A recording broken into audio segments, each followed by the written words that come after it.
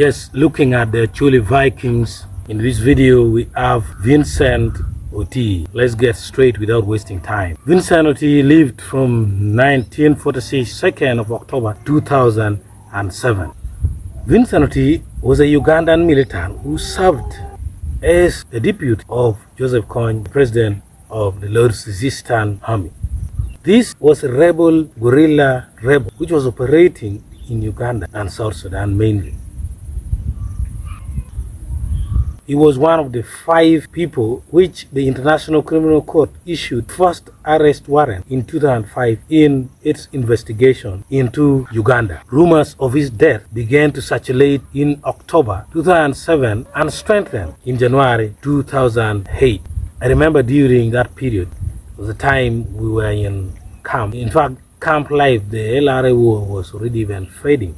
And that tips that since the ICC has confirmed on the 17th of November 2023 that he died, because they had doubt, they confirmed that he died in 2007, it could be a reason that weakened Lord's Resistance Army. And around 2007-8 is when they left northern Uganda. I was still a little bit young, but my memory is still fresh on that. As of December 2022, the ICC considered evidence of his death insufficient, but now they've confirmed it is sufficient to close his case.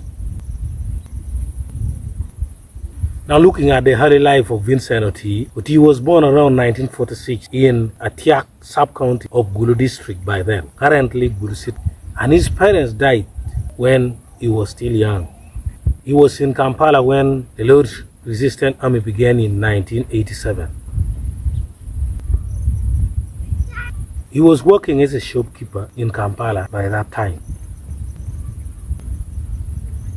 Now diving deep on Vincent Otii's role into the Lord's Resistance Army, this comes from very many sources. Britannica, we look at Wikipedia, we look at Wikipedia, we've looked at Oxford history, and also the University of Manchester is, what do they say? Let's get it straight. The LRA participation of Vincent Otii joined the Lord's Resistance Army when it was founded in 1987. I don't know whether the business of shop in Kampala was already dying or what, I don't know. The reason was also not put. He rose to the rank of Lieutenant General and became the second in command, close to the LRA leader, Joseph Kony. He was reportedly a member of the Control Alta, quoted, the core people who planned the strategy of the LRA rebel. According to reports, in 1994, the LRA attacked Atiak, killing 200 people in Otii's homeland. According to Otii's brother, reportedly fled the village after the family was accused of breeding a killer. The current sitting government of Uganda alleges that he was behind the Banyoro massacre 2004. During the Juba peace talk, which began in February 2006,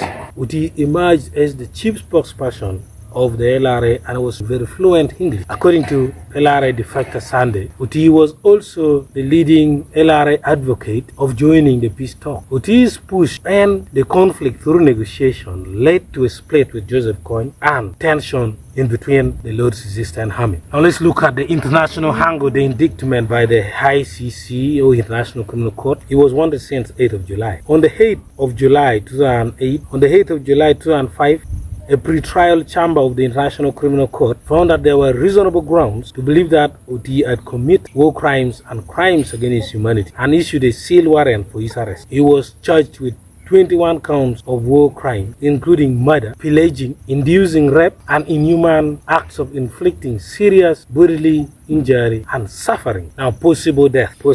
In October 2007, sources in the Ugandan military reported that Otii was killed on or around the 8th of October 2007 during a high command meeting that Kony convened at his base camp in Garamba, following a disagreement with Kony over the peace process. That same time, I remember we were young, but Banya was brought in Patong. Patong by then, I don't know if I'm going to be accurate here. I think Patong by then was a sub-county, but it was larger Right now it's a town council, and hopefully soon we believe it become a municipality. So it was brought in what is called Gankan, currently known as Bomagrom. Banya was brought and he narrated the story of LRA. People were very emotional, people felt, and we were in camp. That's just a lot of emotion, man. I don't want to go deep there. LRA de facto Sunday Otii, who claims to have been present during the execution, said that Otii was killed on the 2nd of October, along with 2 other officers, and that the Otii was the impetus behind the negotiation of the peace talk. A view that was supported by the late conservationist Lawrence and in his book The Last Rhinos of 2012. Anthony writes that a few days before Otii was killed,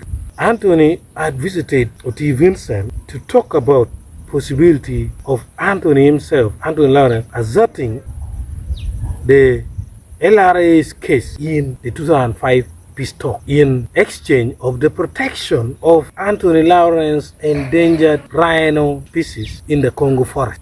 LRA spokesperson Martin Ojoli has repeatedly denied that Otii was executed and claimed that Otii was simply suffering from cholera. On 7th November 2007, Kony told Gulu District Chairman Norbert Mao that Otii was alive and had been detained for plotting to kill Kony and conspiring with the enemies of the LRA. Kony also stated to Mao that Otii would not be allowed to speak with anyone until the LRA decided it was appropriate. The president of South Sudan, Salva Kiir Mayardit, by then, said on 7th November 2007 that Otii's status remained unclear, and the government of Southern Sudan had sent army in the Congolese forest to investigate the fate.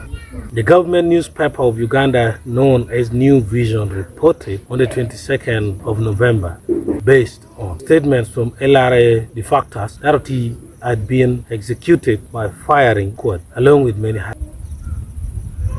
the 2nd of October, de facto said he had asked Kony to speak to his son before execution. To strengthen Kony's spirit, Otii's body was said to not have been buried for 3 days after his death. I think, according to this research, it might be false, because it is the culture of the Acholi at least to keep people for 3 days before burial, not just to strengthen the spirit. So I think if all this is true, then Joseph Kony was giving respect in line with Acholi culture. The factors also says that Otii had been killed because of his enthusiasm for peace, thus raising Kony's commitment to the peace negotiation. On the 21st of December 2007, a diplomatic briefing claimed that Otii Vincent was executed on 2nd October 2007 at Kony's home. According to this account, when Otii arrived there, he found that the home was surrounded by Kony's guard, and before entering, he made a phone call to Kony due to his concern about. However, LRA commander held Otii at gunpoint and told him that he was arrested. He was then bound, blindfolded, and taken out, where he was shot despite his pleas for mercy.